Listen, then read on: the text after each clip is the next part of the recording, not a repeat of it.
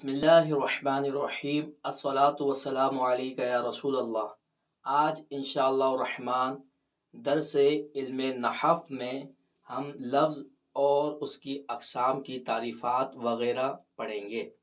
लफ्ज़ के लुग़वी माना फेंकना है, जबकि लफ्ज़ के इस्तिलाही माना यानी नाहवियों की इस्तिलाह में मा यतलफ़्फ़ज़ु बिहिल इंसान यानी इंसान जिस चीज़ का तलफ़्फ़ुज़ करे, इंसान के मुंह से जो बात निकले उसको लफ्ज़ कहा जाता है। अब इंसान के मुंह से निकलने वाली बात दो तरह की होती है।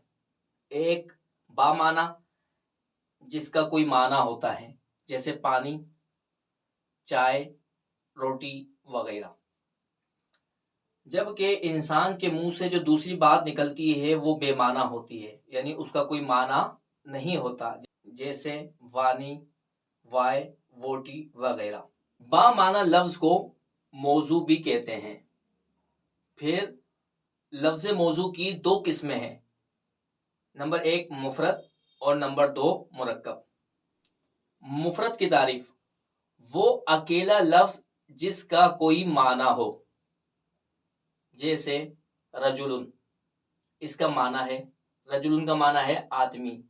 इसी तरह मस्जिदुन, सजदा करने की जगह, इसका भी माना है। तो मुफरद वो अकेला लफ्ज़ जिसका कोई माना हो, इसको कलीमा भी कहते हैं। जो मुफरद है, अकेला लफ्ज़ जो बामाना हो, उसका दूसरा नाम कलीमा भी है। फिर आगे कलीमे की तीन किस्में बनती है, नंबर एक इसिम, नंबर दो फेल और नंबर तीन हर्फ। लफ्ज़ मौजू की दो किस्में हमने पढ़ी है, मुफरद की तारीफ हम पढ़ चुके हैं। अब है मुरक्कब। मुरक्कब की तारीफ क्या है?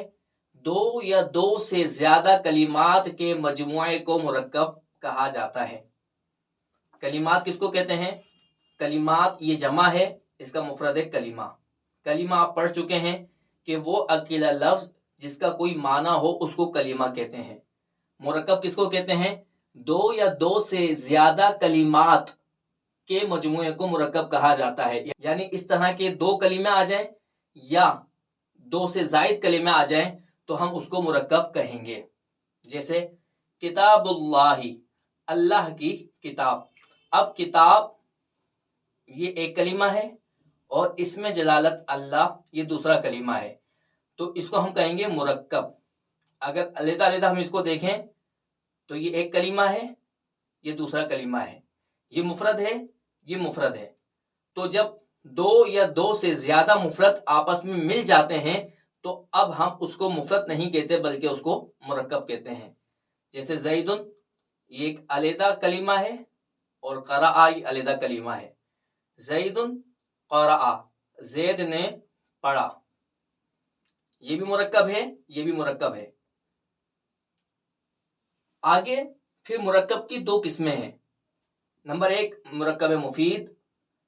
मुरक्कब मुफीद उस मुरक्कब को कहा जाता है कि जिसमें सुनने वाले को मुकम्मल फायदा हासिल होता है, उसको मजीद सुनने की ख्वाहिश बाकी नहीं रहती।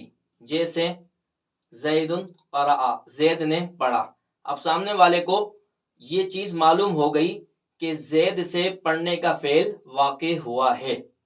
तो मुरक्कब मुफीद वो मुरक्कब है कि सामने वाले को मजीद सुनने की ख्वाहिश बाकी ना रहे, उसको मुकम्मल बात मालूम हो जाए, ऐसा मुरक्कब जो होगा उसको मुरक्कब मुफीद कहा जाएगा।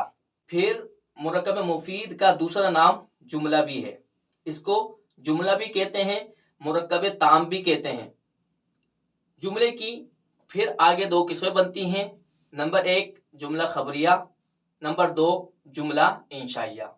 फिर जुमला खबरिया की आगे मजीद किस्में बनती हैं, वो इंशाअल्लाह हम पढ़ते हैं। आगे है मुरक्कब गैर मुफीद। मुरक्कब गैर मुफीद वो मुरक्कब होता है कि जिसमें सुनने वाले को बात मुकम्मल मालूम नहीं होती, उसको मजीद सुनने की ख्वाहिश बाकी रहती है और उस पर खामोश होना भी सही नहीं होता। जैसे किताबुल्लाह, अल्लाह की किताब। اب سننے والے کو مزید سننے کی خواہش باقی ہے کہ کتاب اللہ کے بارے میں کیا چیز بتائی جا رہی ہے۔ اسی طرح غلام زیدن، زید کا غلام، اس میں بھی سننے والے کو مزید سننے کی خواہش باقی ہے کہ زید کے غلام کو کیا ہوا، آیا زید کا غلام چلا گیا، زید کا غلام آیا ہے، زید کے غلام نے کھایا ہے۔ مزید سننے والے کو سننے کی خواہش باقی ہے، لہذا یہ مرکب غیر مفید کہلائے گا۔ اس کو مرکب ناقص بھی کہتے ہیں۔ اس کی 5 قسمیں بیان کی گئی ہیں۔ نمبر 1 مرکب اضافی، نمبر 2 مرکب توصیفی، نمبر 3 مرکب تعدادی، نمبر 4 مرکب مزجی، نمبر 5 مرکب صوتی۔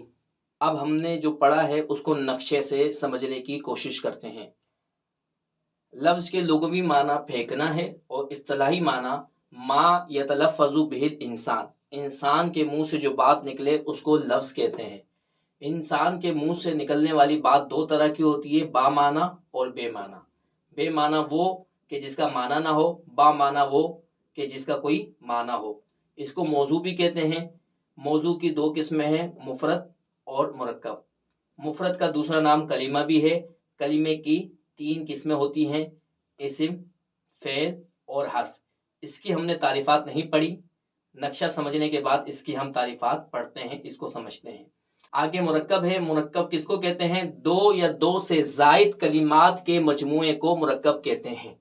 پھر اس مرکب کی 2 قسمیں ہیں، مرکب مفید اور مرکب غیر مفید۔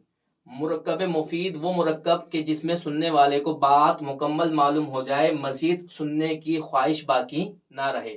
اس کا دوسرا نام مرکب تام بھی ہے اور تیسرا نام اس کا جملہ بھی ہے۔ مرکب مفید آپ کہہ لیں یا جملہ کہہ لیں، اس کی آگے 2 قسمیں بنتی ہیں، جملہ خبریہ اور جملہ انشائیہ۔ جملہ انشائیہ کی مزید 12 اقسام بنتی ہیں مشہور، جو کہ ہم آگے انشاءاللہ پڑھیں گے۔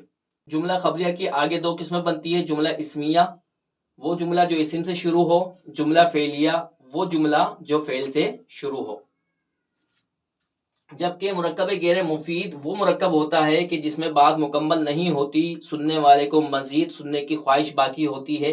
اس کی 5 قسمیں بیان کی گئیں، مرکب اضافی، مرکب توصیفی، مرکب تعدادی، مرکب مزجی اور مرکب صوتی۔ اب دیکھیں اسم کس کو کہتے ہیں؟ اسم وہ کلمہ ہوتا ہے کہ جو اپنا معنی خود بیان کر سکتا ہے، اپنا معنی بیان کرنے میں کسی دوسرے لفظ کا محتاج نہیں ہوتا، اور اس میں تینوں زمانوں میں سے کوئی زمانہ بھی نہیں پایا جاتا، یعنی ماضی، حال اور مستقبل میں سے کوئی زمانہ بھی اس میں نہیں پایا جاتا، جیسے لفظ کتابن۔ اب لفظ کتابن سے آپ کو کتاب سمجھ میں آئی، کاپی سمجھ میں نہیں آئی، بورڈ سمجھ میں نہیں آیا، قلم سمجھ میں نہیں آیا۔ کتاب نے اپنا معنی خود بیان کر دیا، اپنا معنی بیان کرنے میں یہ کسی کا محتاج نہیں، اور اس میں تینوں زمانوں میں سے کوئی زمانہ بھی نہیں پایا جا رہا۔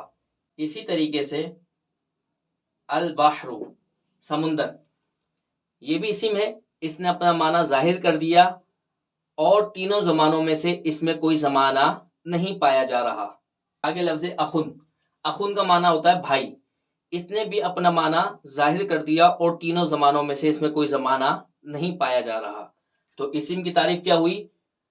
وہ کلمہ، کیونکہ اسم کلمے کی اقسام میں سے ہے، تو وہ کلمہ جو اپنا معنی خود ظاہر کرے اور تینوں زمانوں میں سے کوئی زمانہ بھی اس میں نہ پایا جائے۔ جبکہ فعل کس کو کہتے ہیں؟ تھوڑا سا فرق ہے، اسم کے اندر زمانہ نہیں پایا جاتا، جبکہ فعل کے اندر زمانہ موجود ہوتا ہے۔ فعل کی تعریف کیا ہوگی؟ وہ کلمہ کہ جو اپنا معنی خود ظاہر کرے اور تینوں زمانوں میں سے اس میں کوئی زمانہ بھی پایا جائے، جیسے ضربا، اس نے مارا۔ جب لفظ ضربا بولا گیا تو اس نے اپنے معنی پر یعنی ضرب پر خود دلالت کی ہے، کسی دوسرے کلمے سے ملے بغیر۔ تو یہ کلمہ اپنا معنی خود بیان کر رہا ہے اور اس میں ایک زمانہ یعنی ماضی بھی پایا جا رہا ہے، اس نے مارا۔ اسی طریقے سے اکلا اس نے کھایا، اس نے بھی اپنا معنی خود ظاہر کیا لیکن اس میں زمانہ پایا گیا۔ تو اسم اور فعل میں فرق کیا ہے؟ اسم بھی اپنا معنی خود ظاہر کرتا ہے، فعل بھی اپنا معنی خود ظاہر کرتا ہے۔ فرق کیا ہے؟ ما بہر امتیاز چیز دونوں میں کیا ہے؟ وہ ہے زمانہ۔ اس میں زمانہ پایا جاتا ہے، اس میں زمانہ نہیں پایا جاتا۔ حرف، حرف کس کو کہتے ہیں؟ حرف اپنا معنی خود ظاہر نہیں کرتا بلکہ اپنا معنی ظاہر کرنے میں یا تو وہ فعل کا محتاج ہوتا ہے یا وہ اسم کا محتاج ہوتا ہے۔ بعض لوگ حرف کی تعریف کو صحیح طریقے سے سمجھ نہیں پاتے، وہ یہ سمجھتے ہیں کہ حرف کا کوئی معنی ہی نہیں ہوتا۔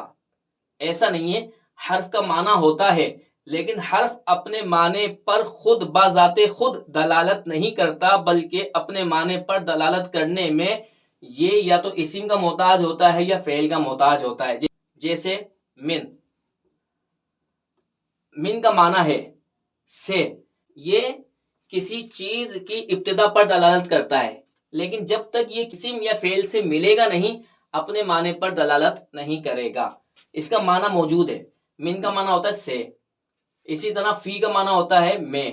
تو حرف کا معنی ہوتا ہے لیکن حرف اپنے معنی پر دلالت کرنے میں دوسرے کلمات کا محتاج ہوتا ہے، یا تو اسم کا محتاج ہوتا ہے یا فعل کا محتاج ہوتا ہے۔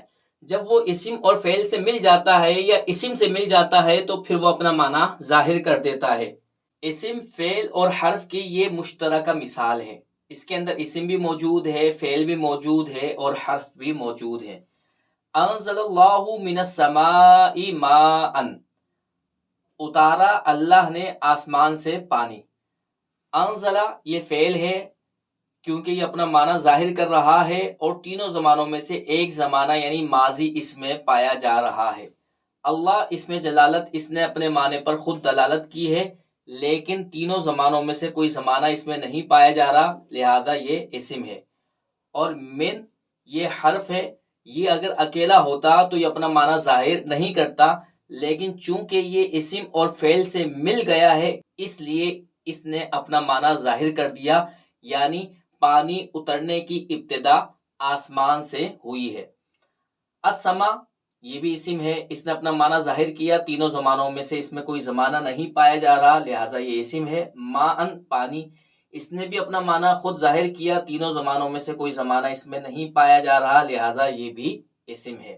جملہ اسمیہ اور جملہ فعلیہ کی تعریفات ہم پڑھ چکے ہیں، اب مثال کے ذریعے اس کو سمجھ لیتے ہیں۔